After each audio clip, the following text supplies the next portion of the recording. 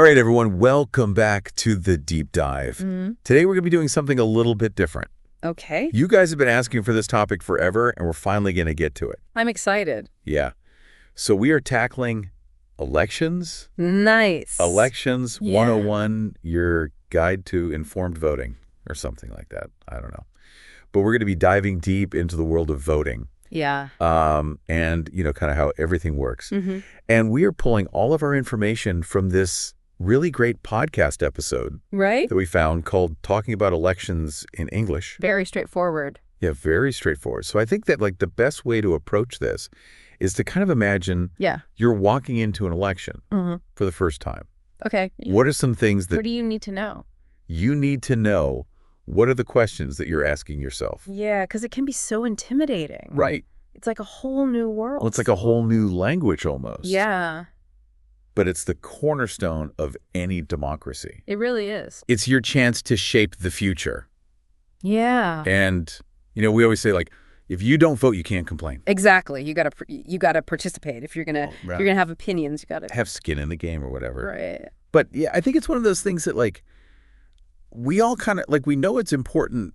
We just don't know the ins and outs. Right. Yeah. It's like one of those things you just assume everybody else understands, Right. and then you realize, Nobody does. yeah, nobody actually knows the details. So this episode is going to be us learning all the details together. All the nitty gritty. Yeah. So let's go back to the basics, the podcast that we were listening to. They defined an election as a formal process where people vote Yeah. for leaders or representatives. Which sounds pretty basic, right? Yeah. Like we know that. Pretty straightforward. But that's way more than that. It's a little more complex than that, right? Yeah. So how is it more than that? Well, the source talks about how democratic elections are really the foundation of citizen participation in a government. So it's that direct link you have, you as a citizen, to your government. They're not just accepting what's happening. You have You get a say. a say. Yeah. And it happens at all different levels, not just national, Right, exactly. like president and stuff like that. Local elections are super important too. Right. City council, school board, all that. Yeah, That yeah. affects your daily life. That's true. Way more than the president does in a lot of ways. I never thought about it like that. But you're right, the school board. Yeah. That affects Huge impact on your life. our kids every day. Yeah, absolutely. That's wild. Okay, so something that I thought was really interesting Okay. that the source brought up was that in some countries, voting is mandatory. Isn't that wild? Yeah, can you imagine? It really puts into perspective how different democracy is around the world. Yeah. We think of it as one thing, Yeah. but it's implemented so differently. Wow. And the idea that your civic duty is so important that you're required to vote is really interesting. It's interesting. But then you think about it if somebody doesn't want to vote Right. or isn't informed, Are they just going to choose randomly? right, are they going to be I guess I'll just, bubble this in. Right. Are we getting a true Yeah. opinion of what people want, or are we just Yeah. Is it actually beneficial? right Or is it just kind of a formality? yeah. Interesting. Yeah, it's a really interesting debate. Okay, so before we go any further, Oh, yeah. because I feel like we're going to be using a lot of Yeah. election lingo, It's a whole new language. let's define some terms. Yes. Okay. I feel like I'm back in high school Yeah. studying for the SATs or something. Okay. All right. So let's start with ballot. Okay. Your tool to vote, Okay. whether it's a physical paper Paper ballot. or an electronic system, Right. like Yeah. a touch screen thing. Cool. That's your ballot. Got it. Okay. And then you have the candidates, Yes. The candidates, the lovely candidates, the people actually running for office, the people running, vying for your vote. they're vying. Yes. Okay, so they vie for our votes through campaigns. Exactly. Okay, so that's all The the posters, the Right. rallies, stuff. Yeah, the the speeches, social media posts. all that stuff. Okay. All the stuff that tries to get you to vote for them. Okay. And then sometimes you'll hear the term incumbent. Yeah. What is an incumbent? So that's just a fancy way of saying Okay. the current person in that position. Okay, so the president's the incumbent. Exactly. Okay. If they're running for re-election, they're the incumbent. Got it. And then the last one, constituency. Constituency. So that is the area that a particular official represents. Okay. So your congressional district Okay. or your state. Got it. That's their constituency. Perfect. Okay, so we got the lingo down. You're speaking the language. Now let's walk through Yeah. the process of actually voting. Okay. Step by step. Step by step. So first step, You got to register to vote. Register to vote. So important. Make sure you're eligible. You're on the list. Yeah, you're on the books. You're in the system. In the system. Yes. Okay, and then... And then the big day. Election day. Election day. You head to the polls. To the polls. The polling station. The polling station, yes. Which is basically a designated spot where you go to cast your ballot. Yeah. Sometimes it's a school. A school, a church. Yeah, community center. All kinds of places. All different places. But that is where you go. Yeah. In person on election day. Or, of course, you can vote by mail. Oh, yeah. A lot of people do that now. Very convenient. Have you ever done that? I have, yeah. Yeah. I did it. So easy. Yeah, it was super easy. Just got to make sure you get that deadline. Oh, yeah, the deadline. The deadline is key. Yeah, you missed the deadline. You're out of luck. No vote for you. No vote. And all the rules are different depending on where you live. Right. Early voting, absentee, all that. It's like a whole maze to figure out. You got to check your local. Your local jurisdiction. Your county or state, whatever. They all have different rules. Yeah. Okay, so you voted either in person, by mail, early voting, whatever. All the votes are in. Then what happens? Then the counting begins. The counting begins. Dun, dun, dun. The anticipation is killing me. Especially those close races. Oh, my God. Nail biting. Yeah. Hanging on every ballot. And then finally they announce a winner. We got a winner. Hopefully. Sometimes there's a recount. Oh, yeah. We'll get into that. Maybe in another time. Give them their deep dive.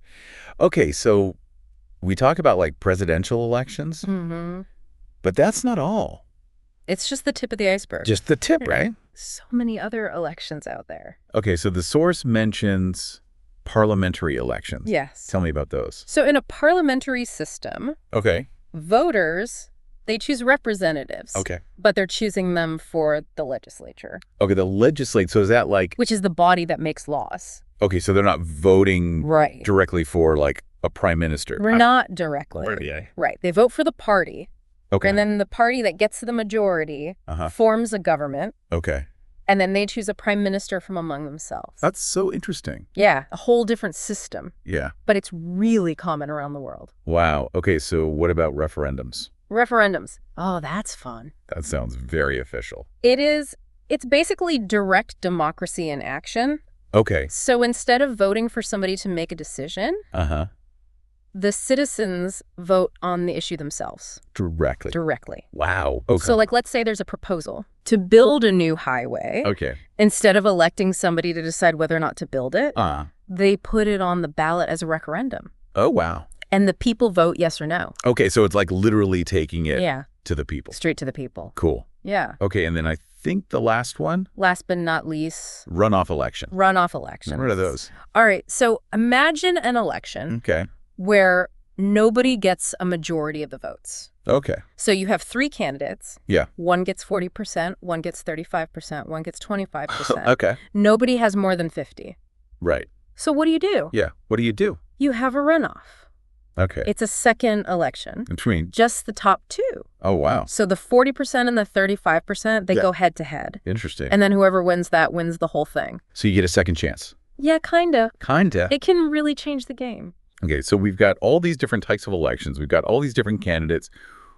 Where do political parties come in? Oh, the parties. The parties. Yeah, so most elections have multiple parties involved with different views, different ideologies. Okay. You know, you've got your conservatives, your liberals, all sorts of different flavors of political thought. Right. So it's important to research where these parties stand on the issues that matter to you. Okay. Because they're not all the same. Some parties are all about, like, traditional values, you know, like keeping things the way they are. Others are more about, like, progress and change, you know, pushing society forward. Right. So you got to figure out, like, what aligns with your beliefs? What do you care about? Okay, so, like, if you don't vibe with any of the parties. Right. What if you're like, none of these guys speak to me? Right. That's where independent candidates come in. Independent candidates. Okay. Yeah. So they're not affiliated with any party. Any party. They're just out there doing their own thing. On their own. Yeah. Okay.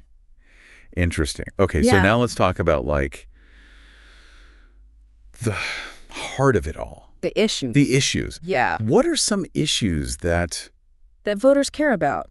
voters care about? Well, the economy is always a big one. The economy. Yeah. Jobs, taxes, all that. Yeah. Healthcare is another huge one. Huge healthcare. Yeah. Access to affordable care. Right. Quality of care. Education is a big one. Education, yeah. Especially for families with kids. Right, right. You know, funding for schools. Yeah. Teacher salaries. Class sizes, all that. Yeah. And then there's all the social issues. Right. Like, you know, gun control. Abortion. Climate change. Climate change. Right. LGBTQ rights. Immigrate, all these things that people have strong opinions about. Yeah. So how do the candidates talk about these issues? Well, they use debates. You know those televised showdowns where they get to go head to head. Yeah. Argue their points. And then, of course, social media. Social media is huge now. It's like their main platform. Yeah, they're always posting. They're constantly posting. Their opinions. Trying to get your attention. Yeah. It's a whole new world of campaigning. It's wild. It's a whole different beast. So at the end of the day, what matters is that you get out there and vote. Your vote is your voice. Exactly. Don't let anybody tell you it doesn't matter. Yeah. Every vote counts. It really does. It might feel small. Yeah. But when you add up all the votes, right. That's how we decide our future as a society. So we've covered a lot about elections. They've gone deep. We really have. But I want to leave you guys with one question to think about. All right. What would you change about the election process? Interesting. If you could change one thing. One thing. What would it be? That's a tough one. It's a tough one. But, you know, think about it. Let us know. Yeah, let us know in the comments. Leave us a comment. What would you change? We'd love to hear your thoughts. But as always, stay curious. Stay informed. And most importantly, get out there and vote. Participate in the process. Yeah. Your voice matters. Thanks for listening to this deep dive. We'll see you next time. Bye. Bye.